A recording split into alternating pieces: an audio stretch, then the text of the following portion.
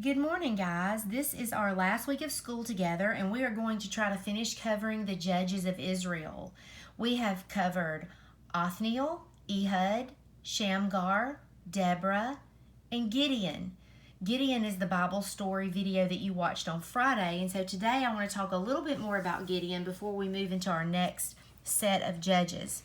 So we're going to play a little game, and it's called Afraid or Not Afraid. So I want you to think of something you can do when you're afraid. I'm going to give you some scenarios or situations, and they're either going to be things that you are afraid of or that you're not afraid of. So if you're afraid of these things, I want you to maybe shiver or act afraid or hug yourself tightly. If this is something that you're not afraid of, I want you to stand up tall and kind of puff your chest out. Okay, so here we go. The first thing is, how would you feel if you came home and you saw a fire at your house? Would you be afraid?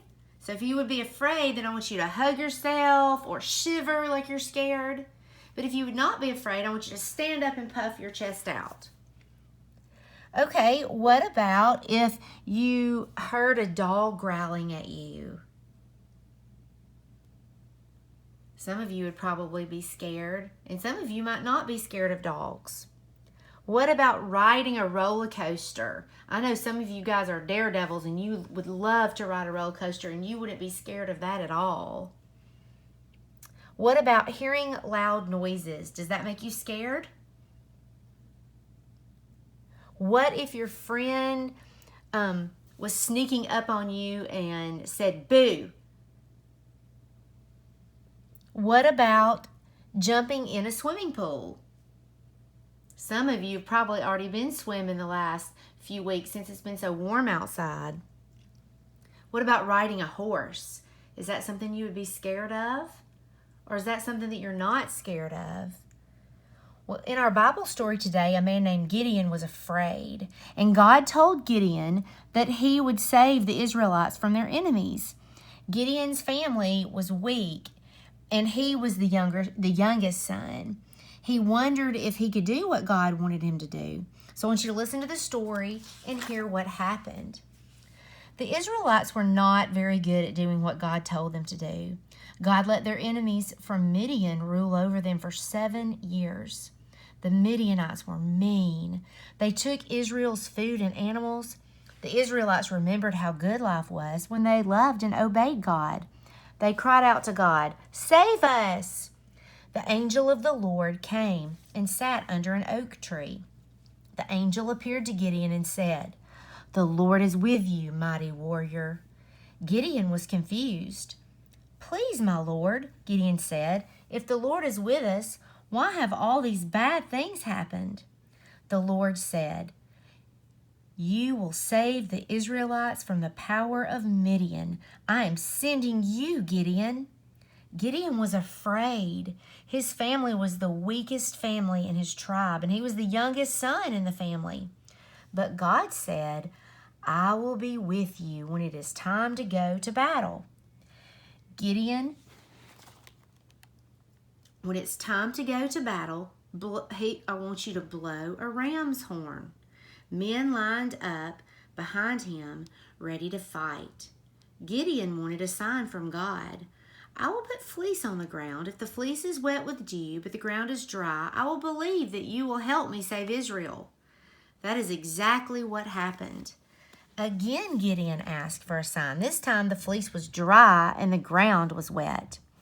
God told Gideon that he had too many men. He let anyone who was afraid to go to battle go home.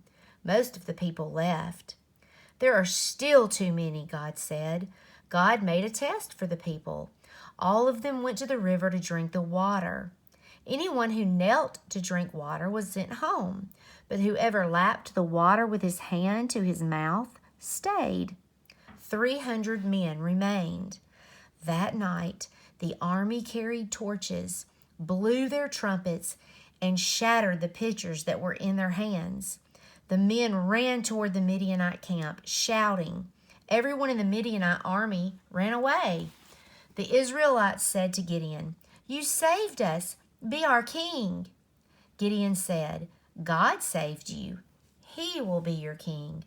When Gideon died, the Israelites again disobeyed God. They forgot what God had done for them. The people of Israel needed help. They asked God to help them. God used Gideon to help the people, and God fought for them. We need help too. We need God to save us from sin. We cannot save ourselves. God sent his son Jesus to save us. And if you remember from last week, we have a big picture question. What is repentance?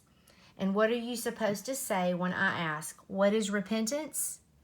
You're supposed to say, repentance is turning away from sin and turning to Jesus.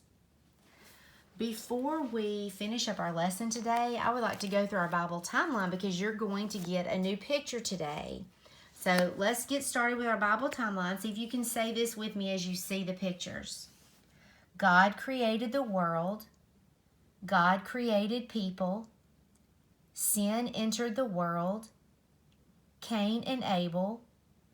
Noah and the ark. The Tower of Babel. God's covenant with Abraham. God tested Abraham. The promise reaffirmed. The stolen blessing. Jacob's new name. Joseph sent to Egypt. Joseph's dreams came true. Moses was born and called. The plagues, the Passover, and the crossing of the Red Sea. The wilderness test. The golden calf.